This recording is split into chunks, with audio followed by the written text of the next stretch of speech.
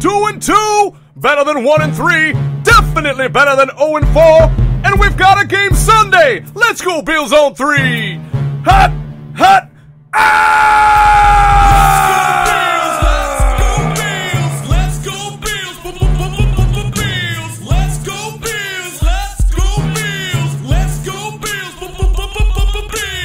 Bills fans, turn those frowns right around, cause Fitzmagic is leading the NFL in touchdowns. Just look at our running backs, yeah, we're gonna win with the... Welcome, Bills fans, to the amazing edition of our podcast.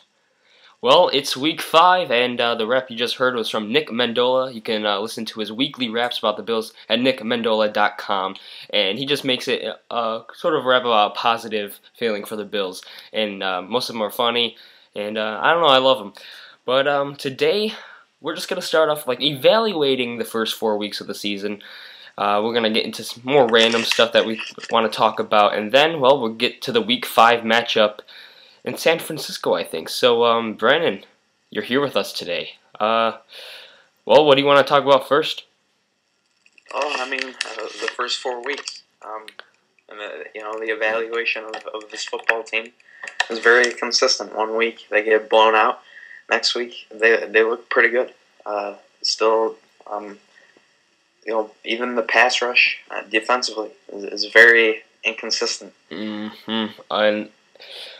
I have to say, in week 1, a lot of people were just like ragging on that pass rush, but in week 1, I really didn't have a problem with the pass rush, only because Sanchez would back up, take 2 steps or less some plays, and then flare it to a receiver 10 yards wide open.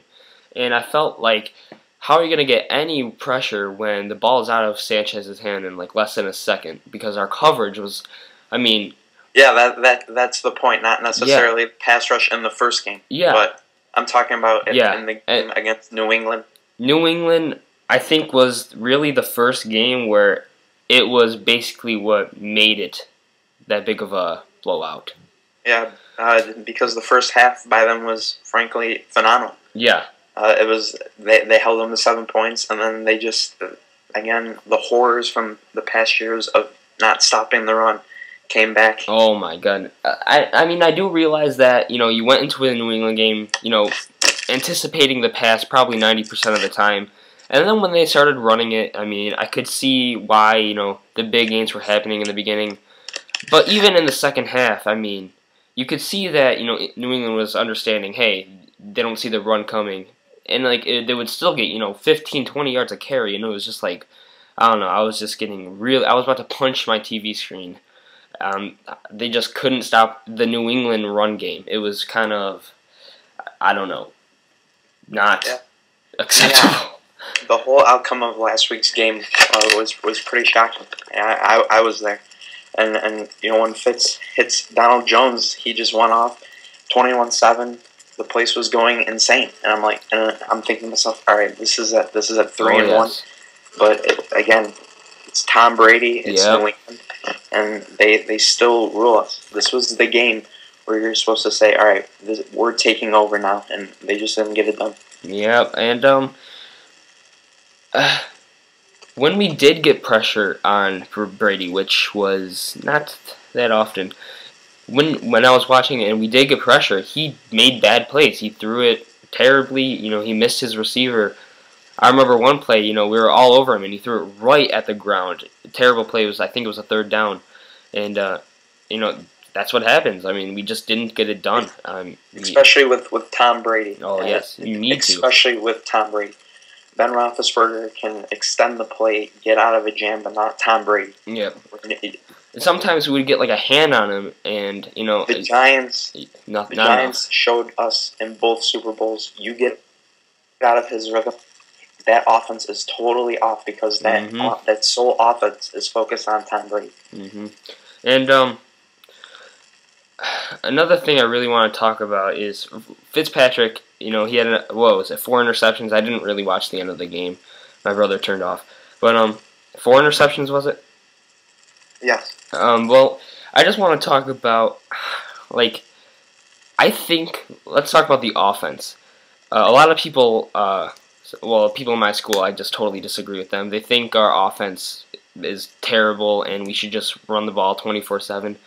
And the Kansas City and the Chiefs game, Kansas City and the Cleveland game, I would have loved to just run the ball the whole time. I mean, we were just destroying them, and unfortunately we can't play them. To be honest, it's totally the game call. You take a look back at the Kansas City and Cleveland game. They were the short slant passes. That is Fitz's game. Yep.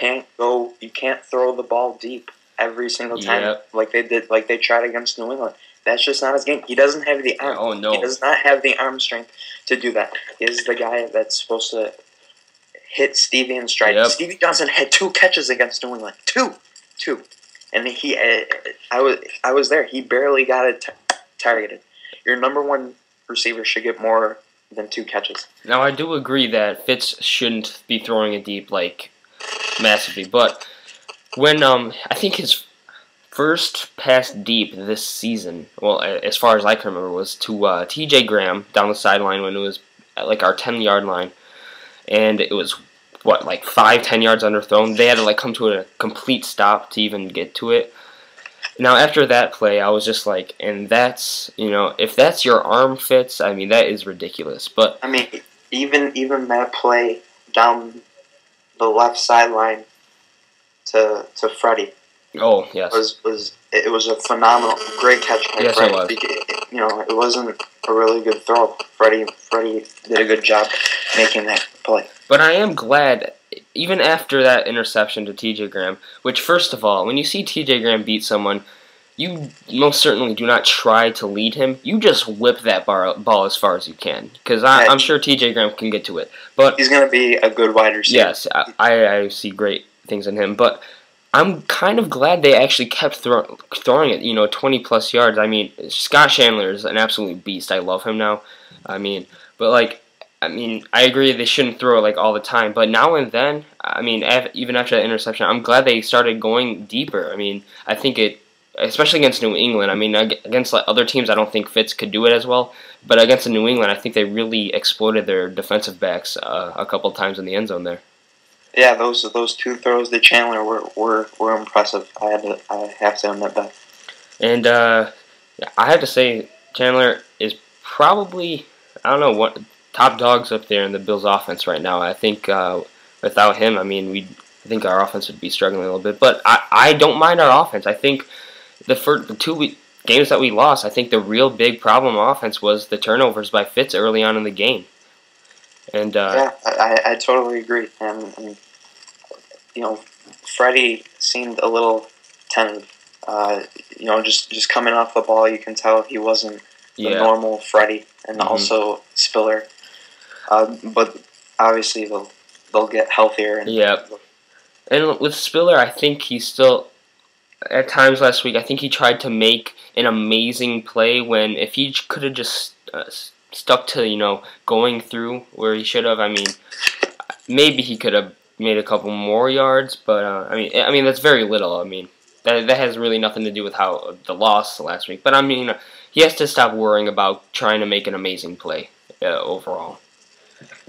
Absolutely. I agree 100%. And, again, I can't stress how much Stevie Johnson is important. To be honest, I think he's underrated because of Spiller and Jackson and now even Chandler into the equation. I was at the Cleveland game, and unfortunately I forgot my camera the day of. It was early on. I totally forgot it, so that sucks. But the Cleveland fans in front of me, they were like talking about how Stevie Johnson is a second wide receiver at best. He's nowhere near a first stringer, and I was just thinking, are you nuts? I was like, you put Stevie Johnson and give Tom Brady as his quarterback, and he's like one of the number 1 receivers in the league at this time. Stevie Johnson isn't a fast wide receiver, but he is so good at getting open. I'm just like mind blown sometimes. Yeah, that is his strength, getting open, route running. He is a very good route runner. His football IQ is very high. And he's like, as of right now, he's like our Tom Brady pickup for drafting. But let's start moving on. before we get on to the weekly picks, actually, like going on to the actual NFL, because I want to do that before getting into the San Francisco game. A lot of people I've been talking to have come up to me and saying, why did we get Mario Williams? That whole signing was absolutely awful. Why did we do that? And this kind of goes back into the Sabres season when they got Leno. When they made that play, obviously everyone wasn't like, oh my god, that's awful. No, everyone was saying, this is amazing. Now we come now where he's not really performing as well as, some people may want him to, especially for how much we gave him. But unfortunately, we're the Buffalo Bills, and if you want to get a top-notch player like him, you're going to have to spend that type of money, no matter how much good he performs. It's gonna take that amount of money to get a guy like him to play in Buffalo. Yeah, I think and I hope for this team's sake that he'll improve. And not as much as the sacks. To be honest, I really don't care. Yeah, you know what? Everyone is worrying about he just the sacks. applies pressure. Yes. That's what he was brought here to do. Yes. I can care less if he gets 20 sacks. The sacks. Just put the pressure on the quarterback. The sacks are the least of my worries. I predicted him to get 8, maybe 10 sacks this year. That means 8 or more of the games he's not going to get a sack. So I'm not worried about the sacks. The thing that's really just kind of brought me down is the lack of pressure to give the quarterback, thinking, oh my god, I gotta do something really quick and make them go off their game. And people are just just bragging on him that he sucks so bad, and I don't know, and that it was such a bad move, but that's a great move, and hopefully he can get his head into the game and start putting on the pressure, and I would love to see it start this week, and I think we need it this week just as much as we did it against New England. Absolutely. San Francisco's offense is not too shabby, but it gets the job done. Mm-hmm. And when you have a defense like they do, their offense doesn't have to do much. And I think this conversation, if we keep talking, is going to lead into the 49ers game. So we'll quickly, you know what? Let's backtrack. We're going to do the picks after all this. So let's start to go into the 49ers game. Here we go. Well, first let me talk about defense against their offense. I think I have zero confidence in our defensive backs and our linebackers right now. I mean, some plays they'll get the job done, but a lot of the time it's really scary when you see a quarterback go back to pass and there's not really pressure. I get kind of scared, like my heart drops when they start throwing it 20 yards deep, because I get scared from the 2 losses that we had that there's someone going to be wide open 20 yards. And I think if we have a linebacker, anyone covering Vernon Davis, if you give Alex Smith time, I think Vernon Davis and Alex Smith are going to have a freaking riot against us. Our linebackers need to get the job done. To be honest, I don't think it's that part of the passing game. I think it's going to have to stopping the run. And they ran all over the Jets last week. Colin Kaepernick ran all over the Jets with that Wildcat. They have Frank Gore. They have Kendall Hunter. If you can stop them and make Alex Smith throw this football, and you know what? Then they have a good chance. And I think after watching the New England game and the run game that they had, I would expect myself to be more worried about the run game. But I feel like the Bills are going to go more into this game expecting kind of both equally. And I think the Bills' run game in the first 3 weeks, I was like, oh my god, this is amazing. So I don't think Frank Gore is going to have an amazing day. I think he'll do 90, 100 yards. I say when it goes into goal line, that's when I'm really going to get scared of him. I think run game. For some reason, I feel like we're gonna be fine, but you cannot let them drive pass game either, though. You can't let them get 10 yards off the receivers. That's going to kill us like it did. And the Cleveland game, we played a very great game, I feel like. And when they needed to pass, we were giving them everything. Yeah, I agree. I agree. But Brandon Whedon, I think, is a better passer than Alex Smith. But Alex Smith does have weapons. Randy Moss. Randy Moss is, to be honest, a Bill killer. He's a future Hall of Famer. In my opinion, he's the second best wide receiver in NFL history, behind Jerry Rice. What was I going? And I think that all comes back to the pressure. I feel like if you even get if you get pressure on Alex Smith, he might be one of the worst quarterbacks in the league.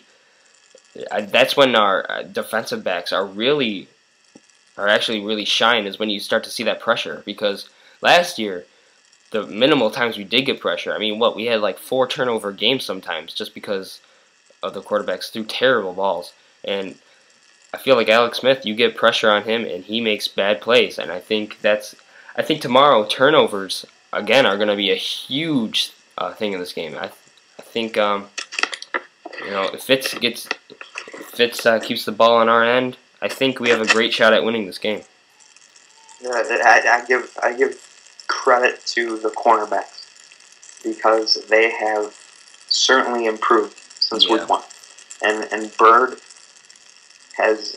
can become a great safety in this league. He committed that turnover last week. George Wilson made some big plays. So the secondary is definitely improving, in my opinion. I did see that last week. I thought, the first half and starting in the third, they actually impressed me a lot. Me and my brother were sitting there watching. We were like, they're actually doing a pretty good job of covering today. And I say if you do what you did against New England for the most part, I mean, I think we're gonna have a pretty good game. It's gonna be a tough game. I think it's gonna be an actual real good game. Most people might not expect, really. Perhaps they're in I think a 9.5 underdog. Yeah, around there. It's not easy to win in San Francisco. And Jim Harbaugh is a genius as a coach. He's a phenomenal football player. Phenomenal. And time is starting to run down here, but I feel like let's stick away from predicting a Bills game for this week just to see how it goes, because the Jets week didn't go fairly well. And so let's start to get more into the NFL. And I just want to state this out before we end the show that this is all opinion, guys. I mean, I'm sure a lot of you disagree with us in most instances. So in the comments, leave us some of your opinions on some of the subjects we talked about. And we want some feedback too. So here we go with... we're just going to do about 4 or 5 picks for other games this week, because I don't want to go through every game, because most games I don't care about.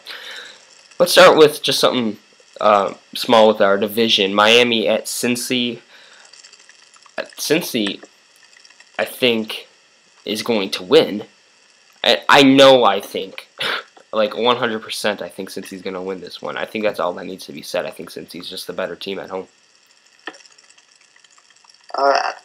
Surprisingly, I'll take the Dolphins. They looked very impressive last week against Arizona. Since Cincinnati tends to blow a couple games that they should win, and I'll go with Miami.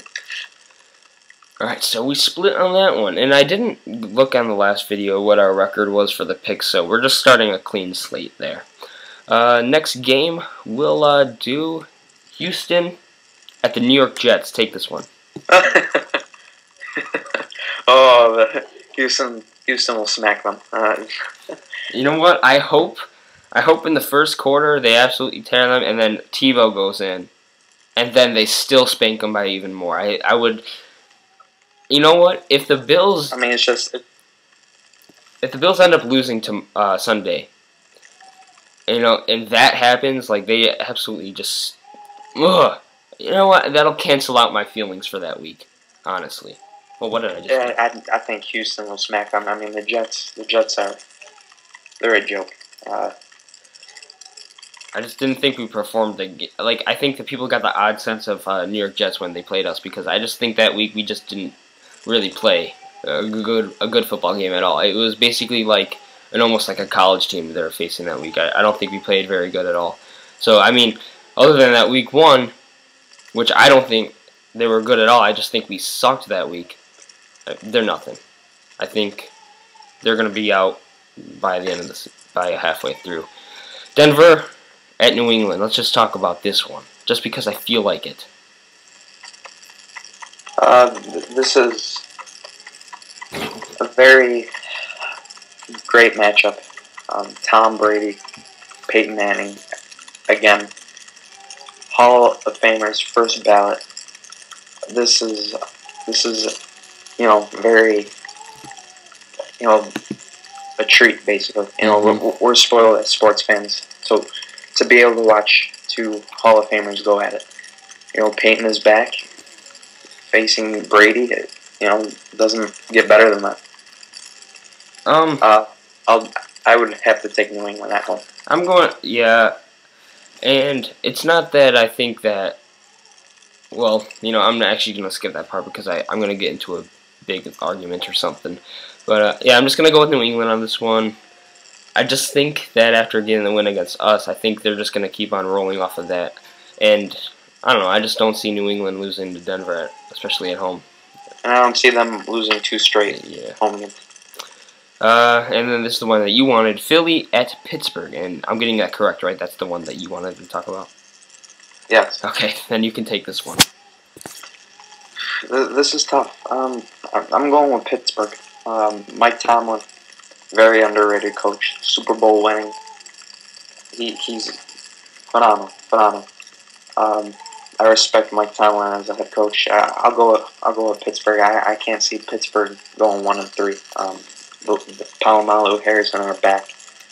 Michael Vick will tend to make mistakes. I'll go with Pittsburgh. Yeah, I'm going to go with Pittsburgh too, and Philadelphia really hasn't impressed me this year as, I don't know. I expected them to play a lot better than they have. And people have been saying, the Bills, one of the worst teams in the league or whatever. Like, some people that I haven't talked to, I'm like, are you crazy? I just think that you can compare the Bills to a lot of other teams that some other people would say, are fairly good, but that's not really related to this. I'm going to have to go with Pittsburgh. I just like them at home. I don't see them going 1-3 either. I mean, that's just something I don't see Pittsburgh going. Well, here are some of your comments. The first quarter of the season is done. We asked you for your thoughts. Laura has to say, too soon to tell where this is going. However, the Bills must win the rest of their divisional games or they won't make the playoffs. I totally agree. But Chris English says 0-2 in the division, enough said. That's a key point there. You have to win your division games in order to make the playoffs. And I think our schedule is still, I think... Oh, it's favorable. Yeah, it definitely is. Even though you have to go to Houston. But 1 week at a time. Jeremiah says, defense don't blitz. 4-man line can't put pressure. Fitz can't throw more than 5 yards. It's awful. I feel what Jeremiah is definitely thinking there. Yeah. Joey says next 6 games they go 1-5 and then they finish off with 6 wins. So he's basically predicting a 9. But this is a very disappointing year in my opinion. Cole says depressing but hanging on. It is depressing, especially last week. Laura again says if the trend continues, it'll be 8-8. If things improve, 10-6. Yeah, but let me go back to one. I'm not depressed on the record. The record is, I had that basically 2-2. I think, in one way or another. It's just the way we lost the 2 games is real. Well, it brings me down a little bit more. I was fine with 2-2 record with the first 4 games. Honestly, I think the first half of the season is probably our toughest. Right? I mean, I don't have the schedule on the top of my head. Yeah, I expect for them to improve. The schedule. I do. Schedule gets pretty easy, but it is the Bills. Some game. It is the NFL too. I mean, you can. Some games for the Bills, you expect them to win, they lose, and when you expect them to lose, frankly, they win. You know, in my experience of watching them, they always surprise you. Yeah, and right now, I think the people who have gotten this far are really wondering what was that noise that was just happening that came from your computer. Me? Yeah, it was like. Oh, that was me clicking. Okay, and we're running on some time now, so I think we're gonna close this up now. Any last thoughts? Just give me like one or two sentences. Let me get to Scott, so Scott doesn't. You know, I don't want to leave Scott out here. Scott says, "I'm very disappointed. Where's the D?" He also says, "And I don't want to hear 10 million excuses either. If you or I weren't working up to the level of expectation and making a boatload of money, a boo-hoo wrist wouldn't cut it." I totally agree with that. I am so sick of little tiny things, but yeah, I don't know. That's the Bills. And he also makes another big bold statement. He says, "I think it's time for Ralph to make a call to Bill Polian and clean house again. It's sad because Dick Duran has a better record with Bills than Gailey." And, well, that's it for this week. Still obviously not a fantastic podcast we have going on here, but it's a start. This is only our second week doing it. And tell us what you think.